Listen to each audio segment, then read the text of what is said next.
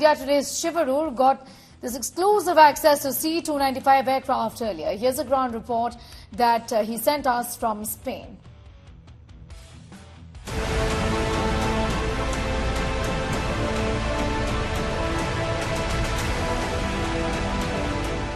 We're here in Sevilla in Spain at an Airbus assembly facility to see something that Indian journalists are seeing for the first time. That is the first C-295 aircraft for the Indian Air Force.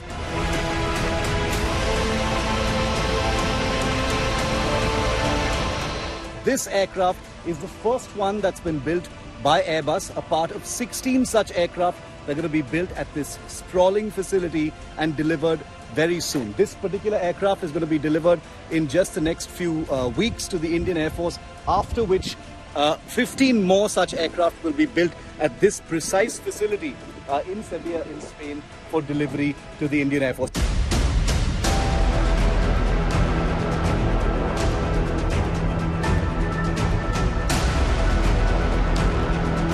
So I'm walking around the aircraft. It's a first look at C-295 number 1 for the Indian Air Force. It's going to be fulfilling a long-standing need that's been felt by the Indian Air Force for over a decade. It was a requirement to replace the old vintage British HS-748 Avro aircraft. I'm walking around the first C-295 now under the tail area of this aircraft. The important thing about the C-295, remember, isn't the fact that the first 16 are going to be built here in Spain. And here on India Today, we've gotten first access to the aircraft also because something very important is taking place back in India. 16 of these aircraft are going to be built here in Spain, but the other 40, as many of you will know if you've been watching India Today and my show, is that the other 40 are going to be built in Vadodara at a Tata facility. These aircraft will have their technology transferred by Airbus to their partner Tata, and then Tata becomes the first Indian private sector company to build military aircraft for the Indian Armed Forces. The Indian Air Force operates aircraft like the AN-32, the Avros of course are being phased out, but these aircraft are going to be fulfilling an extremely crucial need.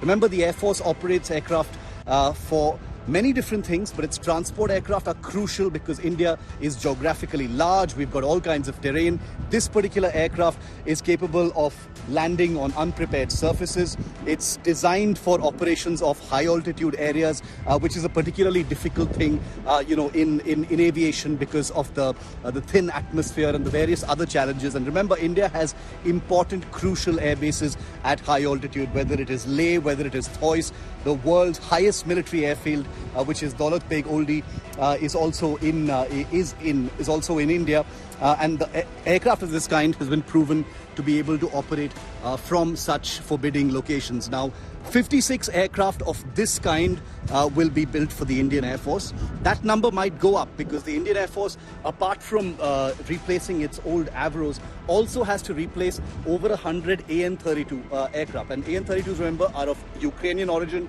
Great aircraft, they're workhorses of the Indian Air Force, but they are also aging and will need to be replaced by new generation transport aircraft of the kind that the C-295 is. Whether or not that happens remains to be seen, but with an Indian factory churning out these aircraft between now and 2031, it stands to reason that this very same aircraft should actually replace the AN-32. Apart from the Indian Air Force's own requirement, this is a very versatile aircraft in the sense it's not just a transport aircraft. Look at it as a bit of a Swiss Army knife. It depends on what you put into it. You can sling on a maritime radar, it becomes a maritime patrol aircraft. Very much like what the Indian Navy and the Indian Coast Guard are looking at. About 15 aircraft in total is what they're looking at. It can be used for land surveillance if you put on the right kind of sensor. The Border Security Force is looking for that kind of capability. If you add passenger seats, you can convert it into a short-haul regional airliner. India needs many hundreds of those kind of thing. If you add anti-submarine sensors and a torpedo capability, it can become an anti-submarine aircraft. If you put a radar on its back, it can become an airborne early warning platform. So what I mean is it's very modular. It depends on what you want to do with the aircraft, and it can be used for all these different kinds of purposes. So if you have a production line for the C-295 in India, it becomes something very useful for India's different and very disparate needs across different terrains. So it's historic in all kinds of ways because the C295 not only fulfills all these needs but gives India an aircraft manufacturing capability in the private sector which has never been there before. Airbus has had a long relationship with India, but this is for the first time that such an ambitious and landmark project is being executed. 56 of these aircraft being built 100%, almost 100% in India by the end of the entire program.